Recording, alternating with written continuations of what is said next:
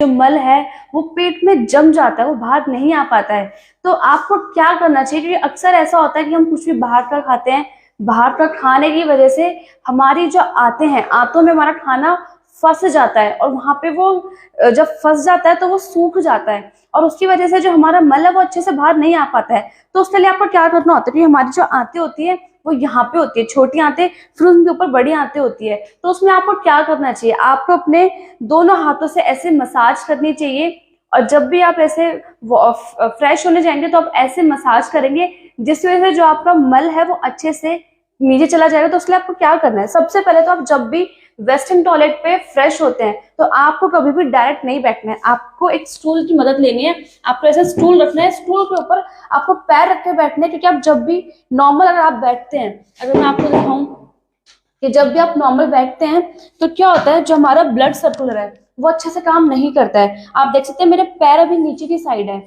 जब हम बैठते हैं हमारी जो रीढ़ की हड्डी है वो भी हाथ ऐसे हो जाते हैं, तो जो रीढ़ की हड्डी है उसमें भी दिक्कत आ जाती है, दर्द हो जाता है, सर्वाइकल हमें हो जाता है। और जब भी हम स्टूल रख के अगर बैठते हैं, जैसे मैं स्टूल रख के यहाँ पे अब ऐसे बैठी हूँ, तो उससे क्या होगा, जो मेरा पेट है वो भी दब रहा है और जो मेरा ब्लड सर्कुलर है वो भी अपना काम कर रहा है और साथ ही साथ जो मेरी रीढ़ की हड्डी है, जो रीढ़ की हड्डी है उसमें भी दर्द नहीं हो रहा, सर्वाइकल नहीं हो रहा। तो मुझे इससे कोई दिक्कत नहीं आएगी, क्योंकि हमें अक्सर हम कहते हैं कि हमें हिंदी टॉयलेट यूज करना चाहिए, जो हमारा इंडियन टॉयलेट है वो यूज करना चाहिए, वो ज्यादा अच्छा माना जाता है, क्योंकि उससे जो हमारे जो बॉडी पार्ट्स है वो सही रहते हैं, हमारा पेट अंदर रहता है, पेट कभी बाहर नहीं आता, हमें पेट से लेकर कोई दिक्कत नहीं होती है। और वेस्टर्न टॉयलेट पे क्या होता है, हम अक्सर ऐसे बैठ जाते हैं तो हमें काफी सारी बीमारियां होती है वो हो जाती है। तो हमें हमेशा इसके ऊपर पैर रख के बैठना चाहिए। और जब भी आप फ्रेश होते हैं तो आपको क्या करना है, आपको 90 सेकंड के अंदर अंदर अगर आपको अपना जो पॉटी है वो बाहर निकालनी है। अगर आपको एसिडिटी, क्योंकि जब भी हमारा खाना जब पच जाता है,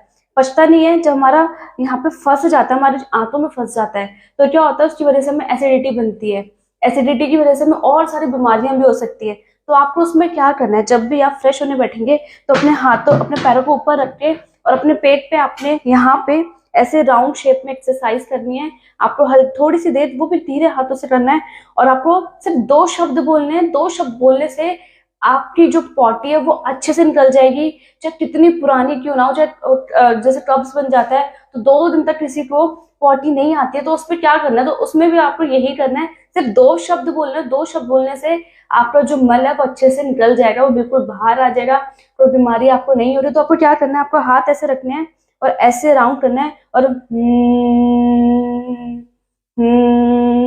ऐसे बोलना है। बोलने से क्या होता है कि जो मैं बोल रही हूँ वो मेरी आंतों पे थोड़ा सा प्रेशर डाल रहा है, उसकी वजह से जो मल है वो नीचे की साइड आ जाएगा। जब नीचे की साइड आ जाएगा तो उसके बाद क्या होगा, जो दूसरा शब्द आपको तब बोलना है। और फिर क्योंकि हमें डॉक्टर भी कहते हैं कि जब हमारा जो मल हमारी आंतों में सूख जाता है और हम ज्यादा प्रेशर के साथ जब पॉटी करते हैं तो क्या होता है, हमारा गुदा वहां से छिल जाता है, खून आ जाता है, तो हमें बवासीर भी हो सकती है, हमें और भी सारी दिक्कत आ सकती है, कई बार तो ऑपरेशन तक हमें करवाना पड़ सकता है। तो ऐसे बहुत सारी दिक्कतें हमें आती हैं। तो जब आप आंतों पे ऐसे राउंड राउंड करेंगे और करेंगे, जो हमारा मल है वो नीचे की साइड आ जाएगा, गुद्दम आके साइड आ जाएगा। उसके बाद आपने क्या करना है, उसके बाद अपने हाथ से वहीं पे राउंड शेप में ऐसे सर्कुलर ऐसे घुमाना है और उसके बाद करना हो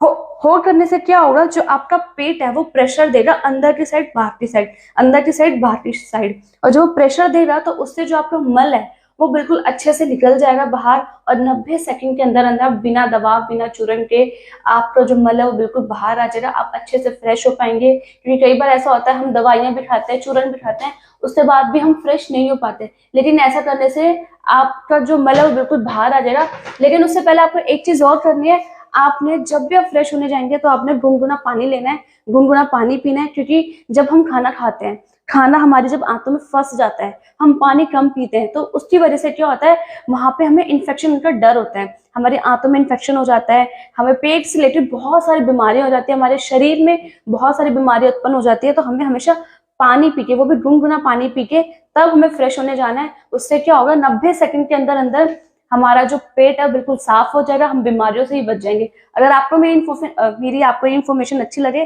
तो शेयर करना, कमेंट करना और हमें जरूर बताना कि आप नेक्स्ट टॉपिक किस वीडियो पे देखना चाहते हैं।